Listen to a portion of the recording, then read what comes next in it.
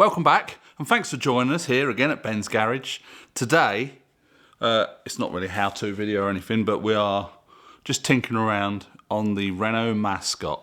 Obviously, this belongs to friends of ours. Quoted €12,000 to fit one of these, amongst other things. I've done other videos on this before. This is the high pressure fuel pump, and it's bloody heavy. It's got running issues, so they quoted for 4 injectors, high pressure fuel pump, other bits and pieces, drain the fuel system, clean the fuel tank out, this, that and the other. €12,000.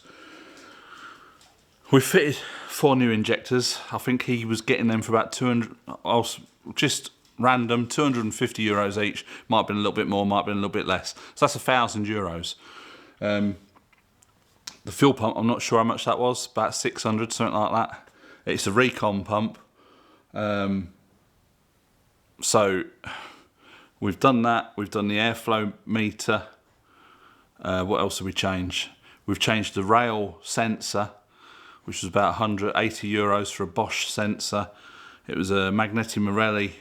That was just about €100. So we're getting, also with some other parts, close to €2,000 in parts. Now, if we can fix this for €2,000, they've just saved themselves 10 grand. Now, I did say while it's all apart, okay, now we're gonna fit a crankshaft sensor, which is now on the floor, a boost sensor, and what's this one? Camshaft sensor. Now the only reason we're doing that, hang on,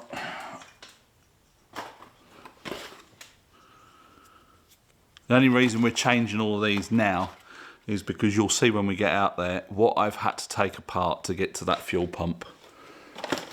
After we changed all 4 injectors, and he said, oh, let's do the fuel pump. Do you fancy doing it? I was like, yeah, how hard can it be? Oh, Jesus Christ. I regret saying that now. Let's go outside and have a quick look. I've got to take some more bits off. Now, I can only get the fuel pump in today and perhaps timed up. It's bloody hot out there, so I might not even get that finished. But we've got everything except for 2 rubber fuel pipes, which go on the back of that. That one is the fuel line that goes up to the rail, and those 2 are just rubber. I'm assuming they're return lines, and one's a return, one's a feed. And that is heavy. Now, I could not get those rubber lines off. I struggled my arse off. They was like, managed to undo the clips, but they just would not come off the metal pipes. So I ended up cutting them, thinking, we'll order some new ones. Yeah, so I've left him with that. The owner, he's dealing with that. He's got in touch with Renault. He's going to sort that out. So I'm just going to go and take the old bits off, and then we'll take the camera outside and have a quick look. So we'll see you outside. So I've had to take the whole front off. The radiator, the aircon condenser, I had to take the water pump off because I couldn't get the viscous fan off. That was seized up. The high pressure fuel pump sits in the back here, and it's all part of the timing chain. So I've lined it up, marked it with dots, and yeah, we're going to try and put the fuel pump back in. I'm not going to video it, but if I can get it back in, then I'll come back to you as we're sorting other stuff out. A lot has have to come off, so this is the reason why I've said we'll change these sensors while I can get to them.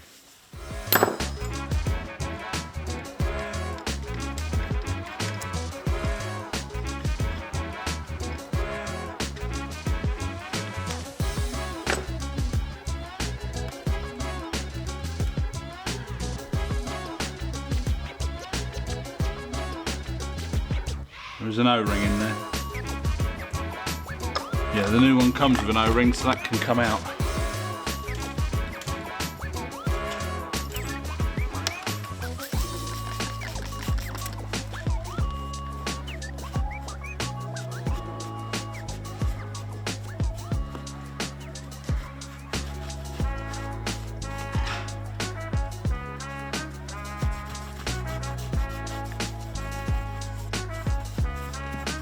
Hitachi.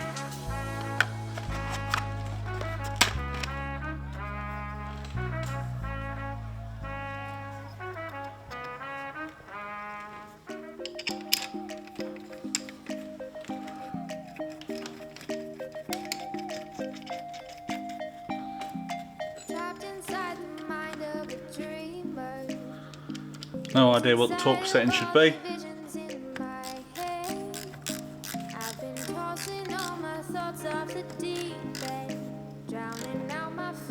Click, click.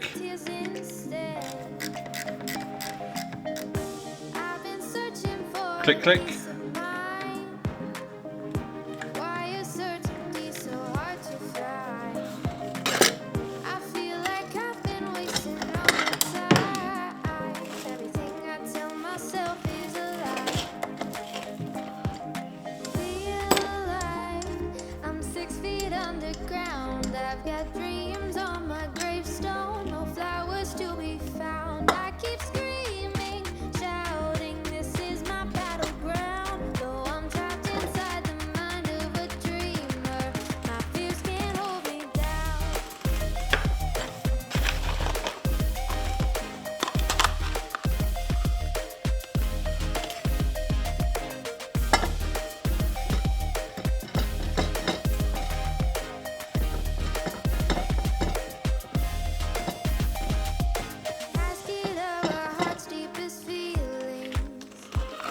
Bosch, genuine equipment.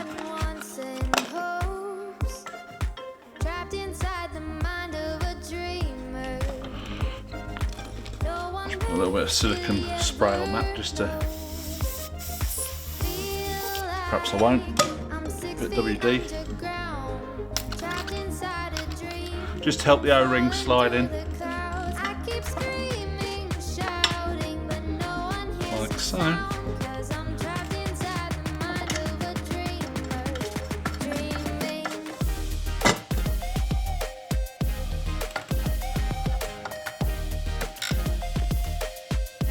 Click, click.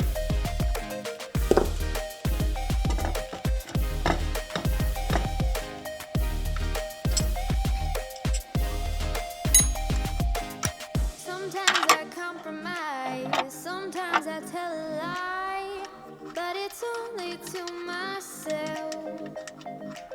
Sometimes I make mistakes, regret choices that I've made. I never cry out for help.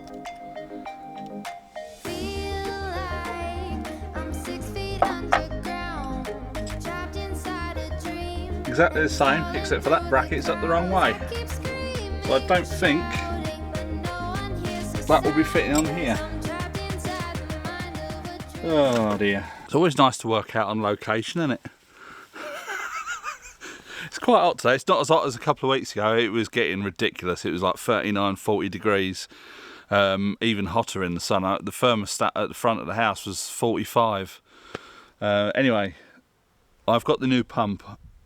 And as I said, there's sensors on this engine that I can't really get to when it's all put back together. So for the sake of 30, 40, 50 euros for a sensor, I said to him, let's just change them, because there has been some random faults coming up on when we read the codes and stuff like that. This sensor, the crankshaft sensor's wrong. I did show you on the clip.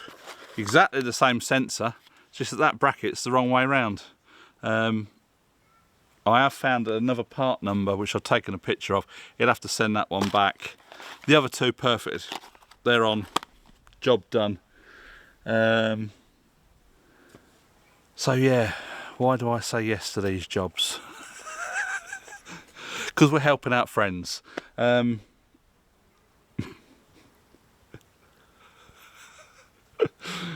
Once it's done, isn't it? Now, we're not doing the timing chain. That looks like it's been changed. This front cover has been off before, and somebody has really smarmed it up with silicone.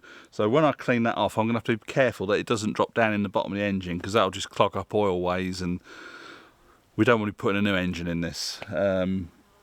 They've really smarmed it up with silicone, so you only need a thin smear. That's all you need. You don't need to larrup it on. Now, I'm pretty sure he said it was all the work previous had been done at a Renault garage, but there you go. We know what main dealers are like. When I did the service on the Range Rover, we found an old oily rag in the airbox. Now, it was serviced previously always at Land Rover. So, they're no better or no worse than any of the rest of us. And, while we're at it, I've got a pro tip for all you budding mechanics out there.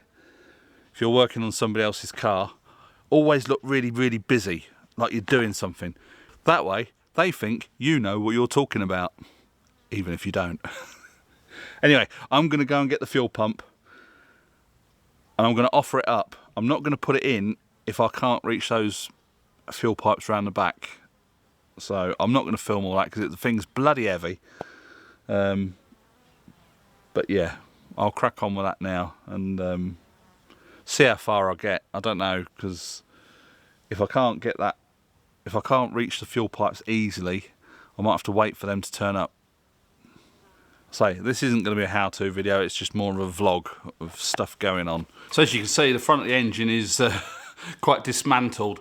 Fuel pump is on, timing chain is on, it's all timed up. I've rotated the engine by hand about 4 times, so the timing marks all line up again. Nothing's hitting inside the engine, so that's always a good sign. Yeah, I say it's got a timing chain, but the timing chain only actually goes from the high pressure fuel pump up to the camshaft. The rest of it is all gear driven, as you can probably tell looking at the front of the engine. And we're going to do a bit on the Panda, so I'll leave the camera in the garage and we'll see you tomorrow in the morning. The very next day. So yeah, the next day, they did say it was going to get to 30 degrees today. This morning we've been out on the digger doing some work around the back of the house, levelling the ground and sloping it away from the house for better drainage, that kind of thing. Anyway, so today I'm on the Panda. It's almost done, but this back axle looks proper crap. It's just surface rust and bird shit. So I'm going to give it a bit of LYO brusho and some direct to metal black Amorite. Just because I put the new springs on the back end of the car sits a bit higher. Obviously brand new springs, and they need bedding in, I suppose. A couple of bags of cement in the back for a while. Because the back end sits up, the back axle's all on show, and it was pretty shit, covered in rust and God knows what. So yeah, give it a wire brush and give it some love. It's not going to win any prizes, but it just tidies it up, you know. First impressions and all that. We're going to sell it, obviously. There's nothing actually wrong with the axle. It's all new seals, new wheel bearings, fresh oil. So yeah, there's nothing wrong with it. It just looked a bit ratty. And if you're going to look at a car, you're going to say, oh, look at the state of that axle. Ooh. It's just first impressions, isn't it, when people... It's an old car, it's 1987, so it's not like a concourse classic or anything like that. But it's mechanically sound, because we've done everything on it. So that's going to be about it for this video. It's just a little bit of a vlog, what we're getting up to with the Renault and the Panda. It's got really muggy today. They forecast that it was going to be 30 degrees, and I was like, alright. And then it all clouded over, started raining, and it's sort of like... ain't going to get to 30 degrees, but I think it probably is, because it's like really humid and muggy and oh, it's horrible. So won't be doing much more today. So we did quite a bit this morning out on the back, and I did a bit over there and did a bit of groundwork elsewhere.